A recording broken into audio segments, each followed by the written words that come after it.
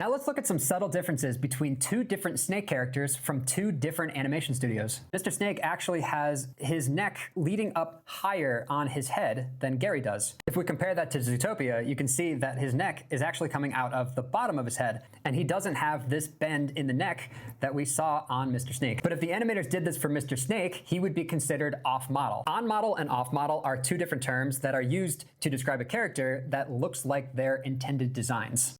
So the bend in Mr. Snake's neck is incredibly important to his overall character. Another difference between these two animated snakes is that Gary doesn't have any teeth besides his two fangs in the front. And they're really committing to this. If you step through, you can see that he has no visible teeth in his mouth aside from these giant fangs. If we compare that to the bad guys, because this film is a little bit more stylistically graphic than Zootopia, they're actually utilizing two different sets of teeth. One is the default where we have the fangs in the front, but the other is we have this human set of teeth come in. But I think they get away with it because the character is a lot more stylized. The treatment they're applying to this character is a lot more painterly, where the eyes are popping out a lot more than they would on a photorealistic model. So things like the sides of his eye and his eyebrows are going to be really contrasted against the rest of his face. Compared to Gary, which has a lot more complicated geometry going on around the eyes, and instead the way they're getting this expression to read is by his bright yellow eyes being contrasted against the blue of his body.